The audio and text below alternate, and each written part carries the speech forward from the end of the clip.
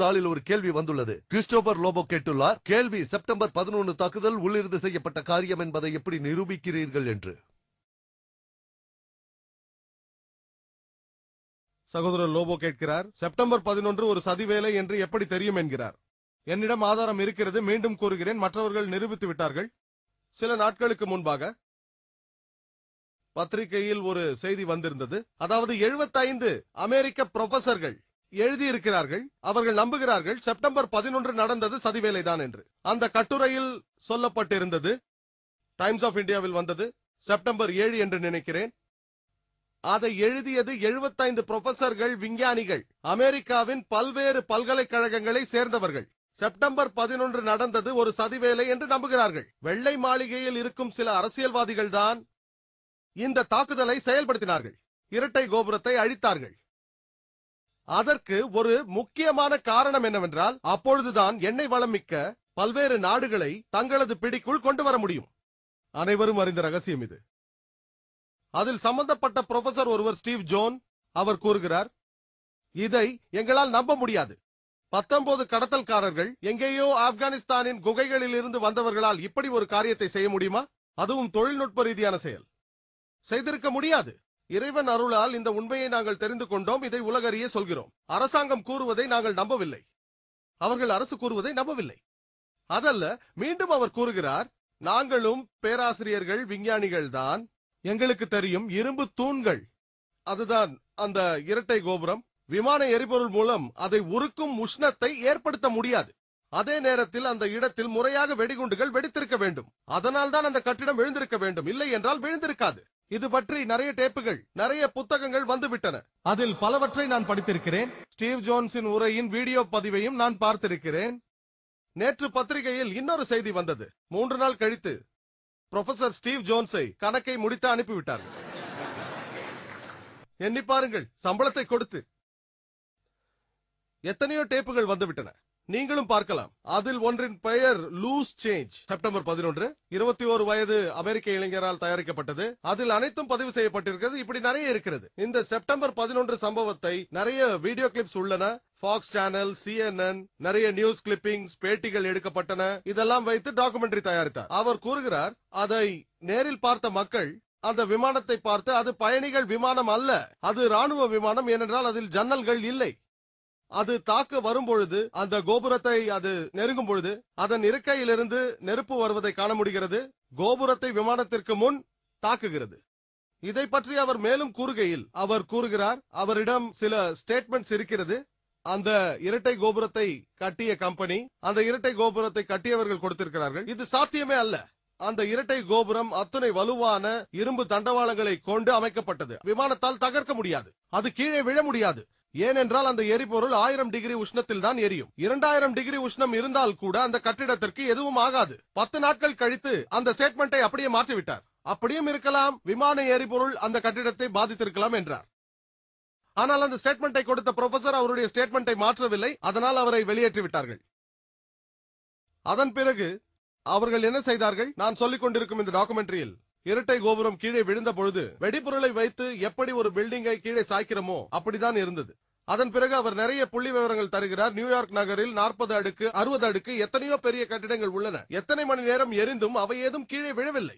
அமெரிக்க வரலாற்றில் இந்த கட்டிடம் தான் தீ விபத்தில் கீழே விழுந்தது. வேண்டும் என்றே ஒரு கட்டிடத்தை இடிக்கும் பொழுது அது எப்படி கீழே விழுமோ அதே போல்தான் இந்த இரட்டை கோபுரமும் கீழே விழுந்தது. இது ஒரு திட்டமிட்ட வெடி விபத்து. காப்பாற்ற உள்ளே சென்ற மக்கள், தீயணைப்பு படையினர், அவர்கள் சொன்னார்கள், யாரோ ஒருவர் எங்கேயோ இருந்து வெடிகுண்டை இயக்கி இருக்கிறார்கள். அப்படித்தான் அது பூம் பூம் பூம் என்று வெடித்தது. எப்படி இரட்டை கோபுரம் விழுந்தது என்று அவர்கள் ஆதாரம் தருகிறார்கள். மேலும் அவர்கள் அரசாங்கம் கொடுத்த ஆதாரங்களை ஆராய்ந்து பார்த்தார்கள். 19 கடத்தல்காரர்கள், சில பேர் அதில் விமானம் ஓட்டுவதற்கு பயிற்சி பெற்றிருந்தார்கள். அவர்கள் படித்த யூனிவர்சிட்டிக்கு சென்று புரொஃபசர்களை பேட்டி எடுத்ததில் இவர்கள் இந்த காரியத்தை செய்திருப்பார்களா என்று கேட்டதற்கு இருக்காது என்றார்கள். அந்த விமானம் திரும்பிய விதத்தை பார்த்தால் நான் தனிப்பட்ட முறையில் கேட்டதற்கு பல சீனியர் விமானிகள் பல வருடங்களாக போயிங், ஏர்பஸ்களை ஓட்டியவர்கள் அவர்கள். அந்த விமானம் அப்படி திரும்ப வாய்ப்பே இல்லை என்றார்கள். புதிதாக பயிற்சி பெற்றவர்கள் அப்படி செய்ய முடியுமா சொல்லுங்கள்? நிபுணர்கள் அதை ராணுவ விமானமாக இருக்க வேண்டும் என்கிறார்கள். அப்பொழுது அரசாங்கத்தால் கொடுக்கப்பட்ட தகவல் என்னவென்றால், போன் வந்ததாம், விமானத்திலிருந்து போன் வந்ததாம், அதில் இருந்த பயணிகள் விமானத்தை கடத்துகிறார்கள் என்றார்களாம். போனில் ஒரு விமான பணிப்பெண் கூறுகிறாராம், அவர் சொல்கிறாராம், பில்டிங், வாட்டர், கடவுளே காப்பாற்றுங்கள். 12 வருட அனுபவம், கட்டிடங்கள் இருக்கும் என்று அவருக்கு தெரியாதா? இன்னொருவர், அவர் சொல்கிறார், அம்மா நான் தான் மார்க் பிங்ஹாம், அம்மா நான் பேசுகிறது கேட்கிறதா, நாங்கள் கடத்தப்படுகிறோம் என்றாராம். இப்பொழுது ஒரு கேள்வி, நான் என் தாயிடம் பேசுகிறேன், அவரிடம் ஜாக்கிர் என்று சொல்வேன், ஜாக்கிர் நாயக் என்று சொல்வேனா? ஆனால் அவர் மார்க் பிங்ஹாம், அம்மா நான் மார்க் பிங்ஹாம் என்றார். மார்க் பிங்ஹாம் அம்மாவிடம் பேசினால் மார்க் என்று தான் சொல்வார், மார்க் பிங்ஹாம் என்று சொல்ல மாட்டார். இப்படி பல ஆதாரங்களை கொடுக்கிறார்.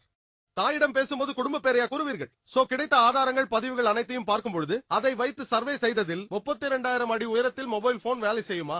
சர்வே செய்த பொழுது 4,000 அடி உயரத்தில் 0.4% தான் வேலை செய்கிறது. 8,000 அடி உயரத்தில் அது 0.1%. 32,000 அடி உயரத்தில் அது 0.06%. 0.006. வாய்ப்பே இல்லை. மேலும் அந்த டாக்குமெண்ட்ரியில் அமெரிக்கா பல கோடி ரூபாய்கள் செலவு செய்து இன்றும் அந்த தொழில்நுட்பத்தை கண்டுபிடிக்க முடியவில்லை. 2001 சாதனை செய்தார்களாம். அதன் பிறகு நிறைய டாக்குமெண்ட்ரிகள் வந்திருக்கிறது. அதில் ஒன்று சொல்கிறது, கருப்பு பெட்டிகள் இருக்கின்றன. எல்லா விமானங்களிலும் 2 கருப்பு பெட்டிகள். அந்த பெட்டிகள் பல மணி நேரங்களுக்கு 3000 டிகிரி சென்டிகிரேட் உஷ்ணத்தை தாங்கக்கூடியவை. ஆனால் இந்த விவகாரத்தில் வெறும் 1000-2000 டிகிரி வெப்பத்திலேயே கருப்பு பெட்டிகள் அழிந்து விட்டதா? இப்படி ஒரு கதை கூறப்படுகிறது. ஆனால் உடனே ஒரு சில வாரங்கள் கழித்து ஒசாமா பின் லாடன் ஒரு பேட்டி அளிக்கிறார். அது உம்மா பத்திரிகையில். அவர் சொல்கிறார், நான் ஒரு முஸ்லிம், பொய் சொல்ல மாட்டேன். என்னை பொறுத்தவரையில் அப்பாவி பெண்களை கொல்வது தவறு, அது தவிர்க்கப்பட வேண்டியது என்று கூறுகிறார். அப்பாவி குழந்தைகளை கொல்வது தவறு என்கிறார். அப்பாவி மக்களை கொல்வதே தவறு, இஸ்லாம் அதை எதிர்க்கிறது. ஒசாமா பின் லாடன் இப்படி ஒரு பேட்டியை கொடுத்திருக்கிறார். 2 நாட்களுக்கு முன் ஒரு வீடியோ கிளிப்பிங் அல் ஜசீரா தொலைக்காட்சியில் ஒசாமா பின் லாடன் ட்ரைனிங் கொடுக்கிறார். செப்டம்பர் 11 75 பேராசிரியர்கள் இதை சதி வேலை என்று மாற்றி 5 வருடங்கள் கழித்து இதை தொலைக்காட்சியில் காட்டும் நோக்கம் என்ன? இது எல்லாமே ஒரு சதி வேலைதான் என்று நமக்கு தெரிய வருகிறது. இந்த 75 பேராசிரியர்களும் இறைவன் ஆணையாக நாங்கள் சத்தியத்தை கண்டுபிடிப்போம் என்கிறார்கள். 2வது சம்பவம் பென்டகானை எடுத்துக்கொள்வோம். பென்டகானில் விமானம் நொறுங்கிய பொழுது புல்வெளியில் எந்த தடயமும் இல்லை, ஒன்றும் இல்லை. பென்டகானில் ஒரு ஓட்டை மட்டும்தான் இருந்தது. அந்த ஓட்டையும் விமானத்தின் அளவும் ஒன்றாக இருந்தது. அந்த ஓட்டையை நாம் டெலிவிஷனில் பார்த்தோம். அந்த விமான இறக்கைகள் இரண்டும் வெளியிலேயே தான் காணப்படுகின்றன. ஒரு ஜன்னல் கண்ணாடி கூட உடையவே இல்லை. பென்டகானில் ஒரு விமானம் உள்ளே துளைத்துக் கொண்டு இறக்கை வெளியே இருந்தால் இறக்கை வெளியே இருந்திருக்க வேண்டும், இல்லை என்றால் ஜன்னல் கண்ணாடிகள் உடைந்திருக்க வேண்டும். கட்டிடம் அப்படியே இருந்தது. எப்படி அந்த சுற்றளவு மட்டும் ஒரு விமானம் செல்லும் அளவிற்கு இறக்கையும் வாலும் செல்லாமல் எப்படி அந்த ஓட்டை உருவாக்கப்பட்டது? அதை பார்த்த மக்கள், அந்த விமானம் என் தலைக்கு மேல் 40 அடி உயரத்தில் பறந்தது என்றார்கள். இன்றைய விஞ்ஞானத்தில் போயிங் விமானம் 40 அடி உயரத்தில் பறந்தால் கார்கள் எல்லாம் பறந்துவிடும். முன்னாள் ராணுவ அதிகாரி ஒருவர் பேட்டியில் அது ஒரு ஏவுகணை போல் இருந்தது என்றார். ஏவுகணையாகத்தான் இருக்க வேண்டும், அதுதான் அப்படி ஒரு ஓட்டையை ஏற்படுத்தும். அங்கு எந்த சேதமும் ஏற்படவில்லை, ஒரு சின்ன சேதம் கூட கிடையாது. விமான தாக்குதலின் அறிகுறியே இல்லை. அங்கு ஒரு போர் விமானத்தின் சிறிய இன்ஜின் தான் கிடைத்தது. இன்னொரு இடத்தில் கூட ஒரு சிறிய பள்ளம் தான் இருந்தது. நேரம் மட்டும் அனுமதித்தால் இதை போல் இன்னும் எத்தனையோ ஆதாரங்களை தர முடியும். ஒரு முட்டாளுக்கு கூட நன்கு தெரியும் இது ஒரு சதி வேலை என்று. ஆனால் ஜார்ஜ் புஷ்ஷிற்கு இது போறவில்லை. அவருக்கு தேவை, அவருடைய ஒரே நோக்கம் ஆப்கானிஸ்தானை தாக்க வேண்டும். ஈராக், பிறகு ஈரான். முன்னதாகவே கணிக்கப்படுகிறது ஈரான் தாக்கப்பட போகிறது என்று. எண்ணெய் வளம் மிக்க நாடுகளை கட்டுப்பாட்டுக்குள் கொண்டு வர வேண்டும். அதற்காக தான் இதை செய்கிறார்கள். ஒன்று அநீதி, 2வது பணத்திற்காக, அதிகாரத்திற்காக. அரசியல்வாதிகளுக்கு அவர்கள் ஓட்டு குறைவதாக தெரிந்தால் மக்களிடையே பீதியை கிளப்பி விடுகிறார்கள். தன்னை தலைவராக்கவில்லை என்றால் முஸ்லிம் ஆதிக்கம் நீடிக்கும் என்கிறார்கள். குஜராத்திலும் இதுதானே, அதே பீதியை கிளப்பி விட்டார்கள். எங்களை தேர்ந்தெடுக்காவிட்டால் முஸ்லிம்கள் உங்களை கொள்வார்கள் என்றார்கள். மறுபடியும் பதவிக்கு வந்தார்கள். சதி வேலையை தவிர இது வேறு ஒன்றும் இல்லை என்று நமக்கு நன்றாக தெரியும். இதை குறித்து நிறைய டேப்புகளும் விசிடிகளும் உள்ளன. செப்டம்பர் 11, லூஸ் சேஞ்ச், ஃபாரன்ஹைட், எத்தனையோ. இதை பார்க்கும் போதே நன்றாக தெரியும், வெளிப்படையான ஓபன் சீக்ரெட் என்று. அன்று நிகழ்ந்த இரட்டை கோபுர தாக்குதலுக்கு காரணம் ஜார்ஜ் புஷ் தான்.